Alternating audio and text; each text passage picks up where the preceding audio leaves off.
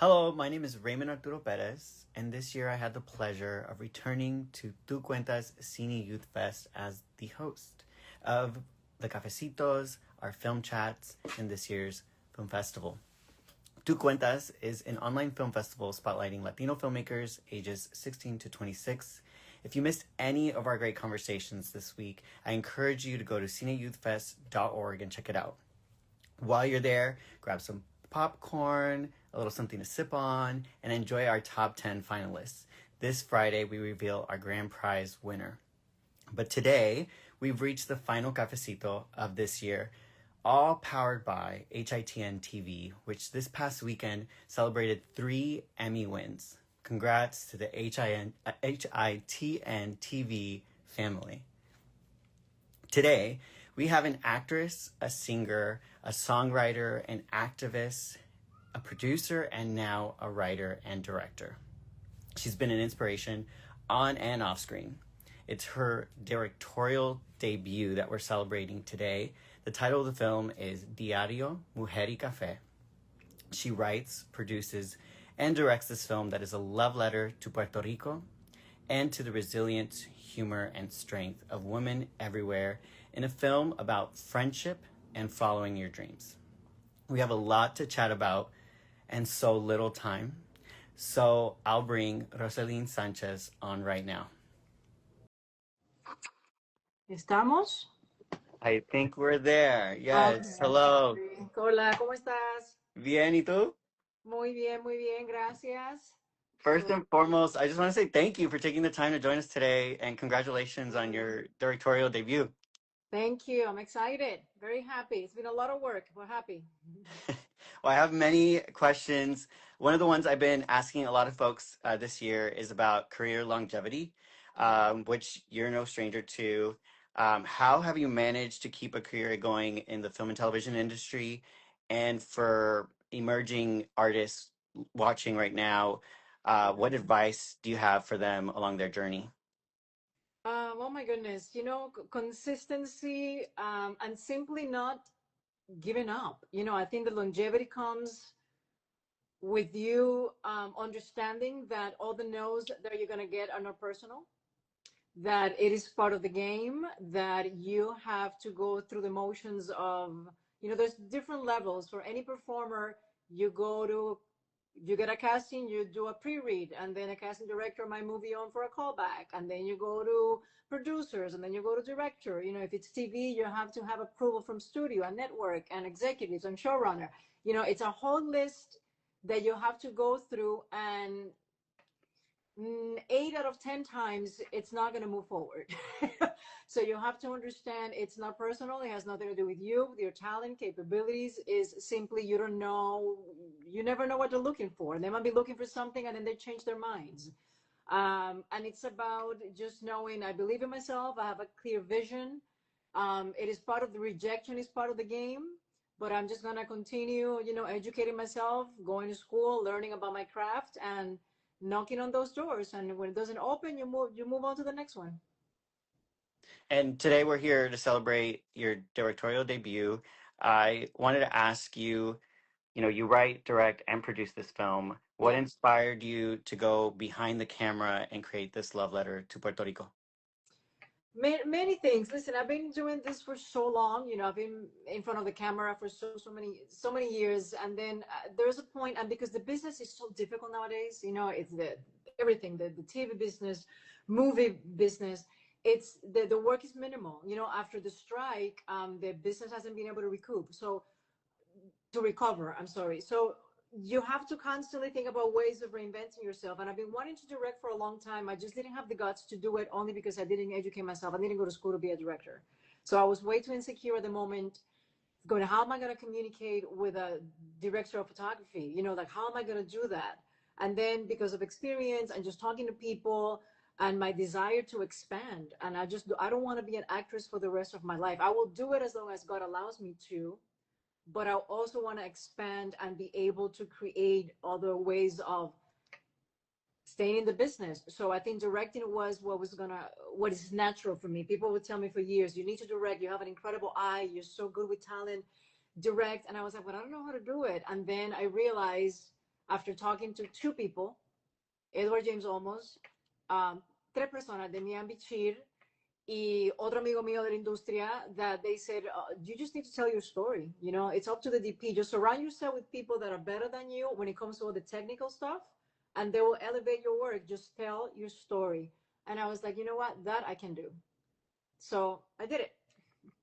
Well, my next question was, what advice do you have for first-time filmmakers? And I've heard that from my professors and teachers. I went to film school for writing and directing, and they said Yeah. surround yourself with people that are better than you in the things that you don't know. And so I think that's great advice.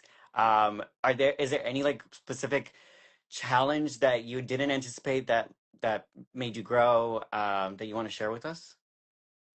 Learning about budget. You know, it's so important when you do the breakdown and you have the budget of your project. Because I am more of a creative, you know, I produce, I write, I direct, I can do it all, but mi fuerte is the creative part. But there's a whole business side of it that is as important, especially with independent filmmaking. And to me, it was like, just give me the number and I'll make it work. But there's so many mechanics and so many things that you have to understand when it comes to breaking down a budget. So my advice to any filmmaker, any creator, right? It's go ahead and do what you have to do. Grab that camera and go and do it. Write the script and just go and make it.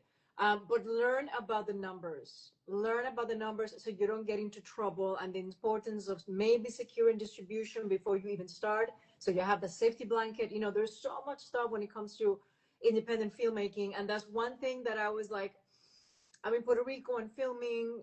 I had great producers, you know, but a lot of times I was like, I'm not understanding. Where's the money going? You know, I'm not understanding. I want this. No, we can have it because we don't have the budget. But what do you mean? I thought we did, you know, and it becomes really confusing and time consuming and annoying as shit when, as a creative and a creator, you just go like, what do you mean no?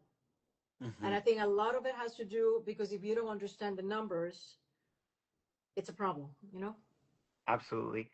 And switching gears a little bit, you also wrote this film, and we talk a lot with folks in the industry about writing what you know.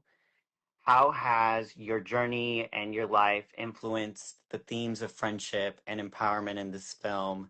And how is it distinctly you? Both of the stuff that I've directed, I did a short called Satos, about the problem that Puerto Rico has with the overpopulation of stray dogs. You know, I have a foundation in Puerto Rico that I deal with that. So it's a topic that I know really well.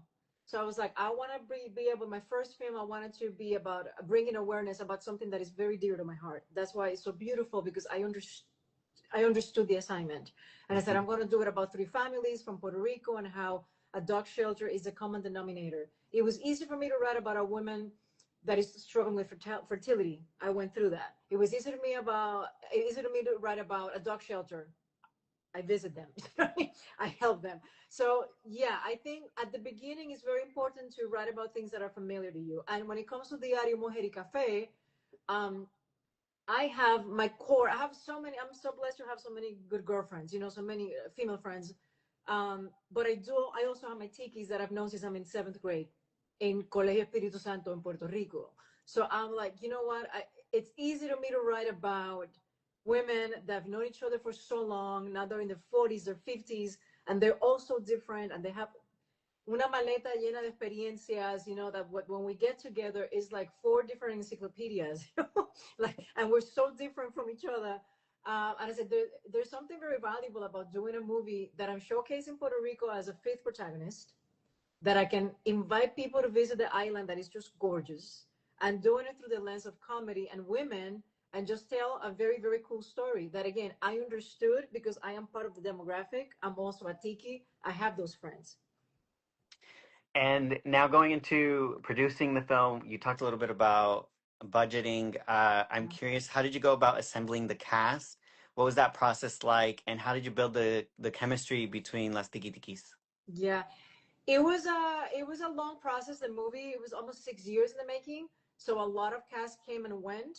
Half of the cast, I wrote the movie for them. The other half came throughout the years, and it was interesting. I think everything happens for a reason. I had this movie set up maybe 2 years before I actually shot it, already done. Finance, everything was good to go. I'm in Puerto Rico, I'm location scouting, the whole thing falls through. It was awful. It's one of those experiences as a filmmaker that you have to be ready for. Everything is set up, and then that phone call comes and they tell you, oh, no, the wire never came in. What do you mean the wire? The money. Yeah, it was all a lie, and you're like, oh my God, when I have already the machine in motion, that's when, if you have the capability and the resources, thank God, he sido muy bendecida. So I'm like, you know what? I'm going to put money because I don't want this to die. And it was ever changing. And then, so that some of that cast, then it was not available when the movie actually went. But at the end of the day, this is how the universe works and how we're also protected, that the cast that I have now, like my tikis, I can't even comprehend this movie with anybody else. Mm-hmm. So everything happened the way it was supposed to happen, even the tears and the headache, el heartache. I don't know how to say that. Porque al final, at the moment, you just go, God, I don't understand. It's like, I don't want to learn this lesson. And now looking back, I'm like, oh, I know why it happened. Because I needed Angelica. I needed Burbu. I needed Maricé. I needed Carla, so everything just came into place. And what's been interesting as I've been checking out y'all's Instagram is you've been going on a U.S. tour, sharing the film to the world, city by city. I'm curious to know, like, what was the thought process behind doing this U.S. tour, the decision from going city to city, from Florida, you're coming to LA next, before going on demand, before going on streaming. I think it's really unique, and I'm excited to hear the strategy behind it. So you know what? It was an improvisation, to be honest with you. Ideally, when I did the movie, I wanted it to go straight to a streamer. I'm like, this is a movie that is never going to see the theaters. I want Netflix. I want Amazon. I want a big buyer. I want that big sell. And that's what I was hoping that it was going to happen. I'm done with post-production. My music supervisor, Jerónimo Mercado, I screened the movie for a bunch of my friends just to get some feedback. And I'll never forget when he looked at me and he says, you have to open this movie in theaters in Puerto Rico. And I'm like, no. It's going to go straight to Netflix. So like somebody like that is going to buy it. They're going to get it. And he's like, Ross, you need to allow Puerto Rico to experience this movie in the big screen. Really? Oh, that's a lot of, okay. So let me think about it. Okay. So I'm like, you know what? Yeah. Before I try to get that big sell, that I don't know if it's ever going to happen, to a streamer, right? I'm going to do it in Puerto Rico. I'm going to open it and I'm going to give this to my people. It's true. So they can see it in the big screen. And when I'm telling you that it has been the most surreal, unbelievable experience, uplifting, we're so grateful because the movie in Puerto Rico was massive. And number one for almost 4 weeks. And the feedback has been so phenomenal. It's been surreal to be. It's like it makes me emotional because you always hope, you put your art out to the universe and you never know. And the fact that is so beloved, I was like, oh my God, then what if we just maybe open it in like 5 or 7 cities all over the United States, that there's a big concentration, una diáspora grande de hispanos. I think they're going to appreciate it. I think they need it. I think they're going to feel represented. I think they need it. Okay, so we do it? And it was just me going, you know what? Yeah, let's do it. And it's a lot of work, but we just left Orlando, Kissimmee, and it was as beautiful as Puerto Rico. Now we go to New York City in 2 days. I'm hoping that is amazing. I think we're going to be there the 18th, this Saturday, to do Q&As and to meet the fans. And both screenings one is sold out, the other one has like 2 or 3 seats available. So I think it's going to be as effective. Después vamos a Chicago, that I'm excited, October 25th. And then we finish the tour in Los Angeles and Downey. And then after that, it's going to go on video on demand. So it's going to be available everywhere. You can rent it or you can buy it. And then after that, let's hope that one of the big guns says we want it exclusively, and they see the they see the value, because a lot of times they don't see it until it is evidently clear that it works. You know, they don't believe it until they have no other way but to believe it.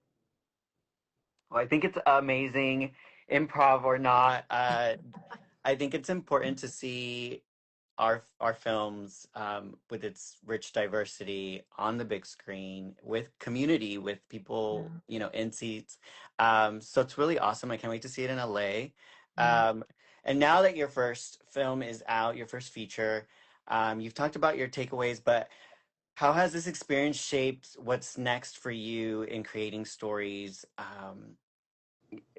Are you ready to direct, you know, the sequel to this? Are you excited to take on a genre film? What, like, where's your head, your creativity at? I think if everything continues the way it's going, I think the next path would be to do a part two of Diario. I already have the whole story in my mind. Like it within a day, I was like, I know what's part two. I know it. I see it so clearly. So hopefully that can happen. There's another thing that I've been developing for years now, that it's more of like a YA, you know, with a Latino lead, that I am attached to be one of the actors, but I actually want to direct it. To be honest with you, I don't have to be attached to act. I would like to direct it, and it's a beautiful project that I've been trying to sell now for a while. Me voy para Oklahoma. I leave December 6th. No, November 6th. Then I have to go to Vegas and then go back to Oklahoma. I'm acting. I'm doing a movie called Live Like That. It's an independent. It actually has already distribution with Sony, and I'm acting opposite Isai Morales, which I love, and he's an amazing actor. So I'm going to be back in front of the camera again before the end. So I'm directing my movie, and then I'm going to do a movie as an actress, and I'm going to end the year like that, which is so incredible. But I want to continue directing. Yes, I want Diario Part 2. I want this thing that I just told you about. I have another thing that I have an outline that I would like to tackle next. More drama, nothing to do with Diario. This one is a full on drama that I want to write and direct as well. So I'm just gonna continue this, and Diario has been such an injection of creativity and awesomeness for me that it has given me la seguridad y el ánimo, you know, el ánimo de continue directing.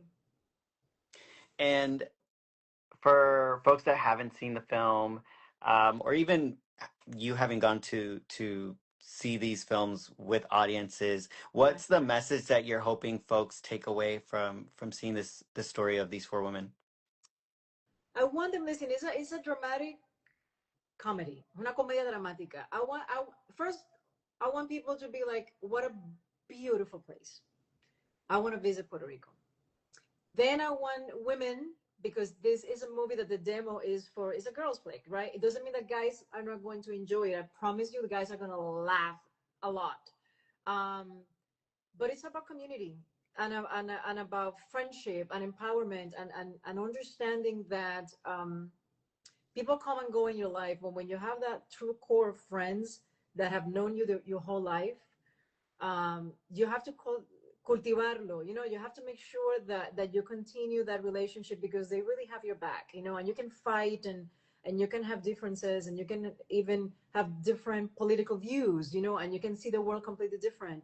But when you have a true friend, it's a beautiful thing. So I want women to leave saying, "Oh my God, I laughed, I cried, I enjoyed it. I saw myself in Bianca or Ana Maria or Fabi or todos los personajes, because that's what people tell me a lot. Oh my God, I'm Bianca. Soy fulana. Soy fulana. Oh my God, I know a friend that went through that. You know, it's like I think there's so many stories that people can just grab and be like, this is a feel-good movie that made me think and laugh and enjoy." I love that. And for folks watching, can you remind us again, how can they watch the film? So we are going to be in New York this weekend.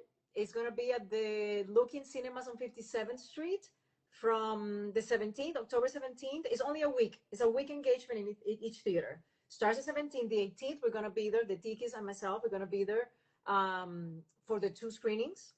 And then it's going to be in there for a week. Then we go to Chicago at the Regal City North in Chicago. We get there. The movie starts October 24th all the way to the 30th. We're going to be there in person at Regal City North on the 25th at the 7 p.m. screening. And then we close the tour here in Los Angeles at the Universal City Walk. We're going to be there November 1st. And then at night, we're going to be at Downey November 1st. And then the movie plays from October 31st all the way to November 6th. And then November 14th, I believe, people get to watch it. You can rent it or you can buy it. And it's going to be awesome. I hope. I'm sure it will be. Thank you again for joining us. I want to leave with the same thing I ask everyone who's been chatting with us this year. Once again, what advice do you have for our emerging Latino creatives, both in front and behind the camera? A message during this, as you were saying, very challenging time, not just in our socio-political landscape, but also in our industry. You know, just do it. You know, just go ahead and do it and learn about all these new tools that are taking over, that for better or worse, you know, they're taking over the industry and the AIs and all those new things that to me are like, because I'm 52 years old. So I'm like, I don't have time to learn about, but nowadays all the youth, you know, you're the future of this industry. So just study. And actually the best school is actually doing it. The best school for an actor is to be on set, to do scene work, to actually get up on your feet and work. The same thing with the director or DP. Just grab your camera, just do it. You have to work so you actually learn the real deal. A classroom is fantastic and study, but the best work is actually doing it. And work brings work. So if you stay active, doesn't matter how big or small the project, just put your content, there's verticals. Now there's no excuse not to do it. There's so many ways for you to actually put your art out there, even if it's 5 minutes at a time or little reels. Just go out there, write, shoot, put it out there. Amazing. I couldn't have said it better myself. For everyone watching, if you caught this in the middle of it, we will be posting the full thing on cineyouthfest.org. Thank you again, Roselyn, and congratulations. I appreciate it. I appreciate you guys. Un beso, bendiciones. Bye. Bye.